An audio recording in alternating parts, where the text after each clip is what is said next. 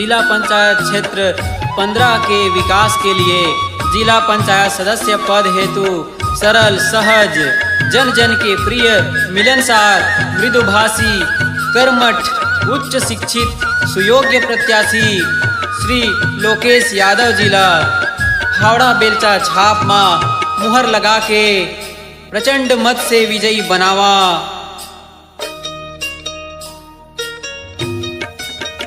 संगी वोट दिहा फावड़ा बेलचा के छाप माँ भैया वोट दिहा। दाई वोट दिहा फावड़ा बेलचा के छाप माँ दीदी वोट दिहा।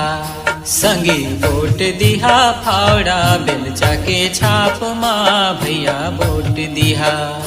दाई वोट दिहा फावड़ा बेलचा के छाप माँ दीदी वोट दिहा। जिला पंचायत सदस्य बनाए बर लोकेश भैया ला जिताए दैहा।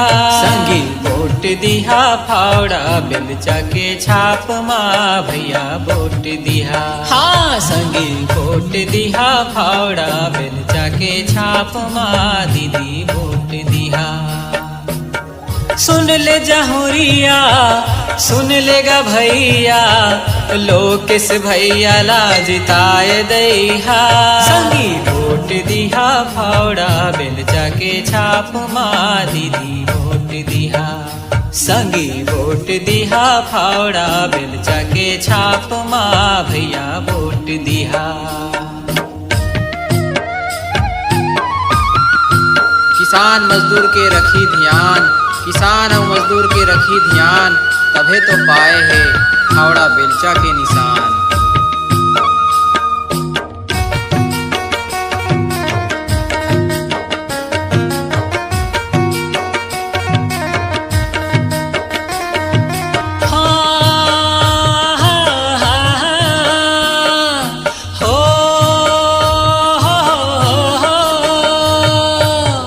कर्मठ योग्य उच्च शिक्षित हावे, कर्मठ योग्य उच्च शिक्षित हावे।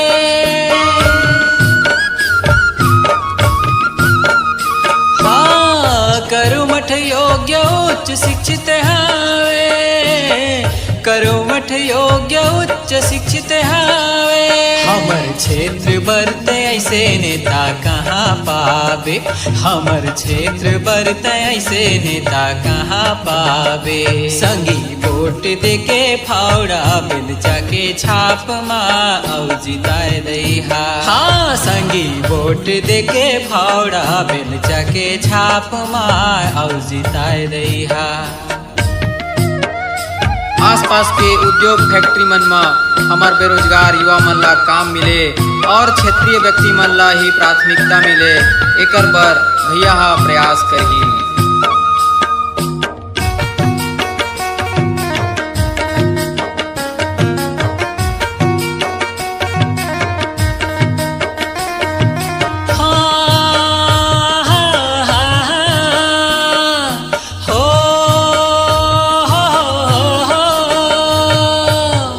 बेरोजगार ला देवाही रोजगार, बेरोजगार ला देवाही रोजगार।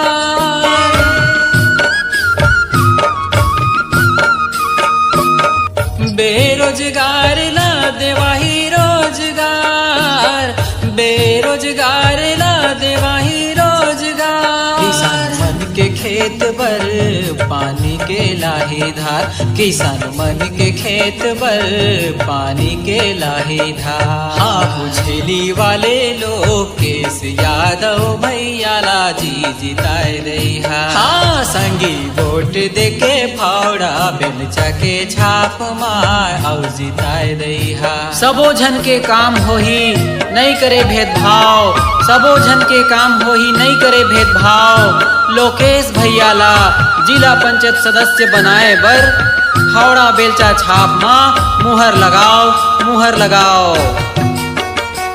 हमर जिला पंचायत क्षेत्र क्रमांक 15 के विकास के लिए हावड़ा बेलचा छाप माँ मुहर लगा के भारी मत से श्री लोकेश यादव जिला भारी मत से विजयी बनावा।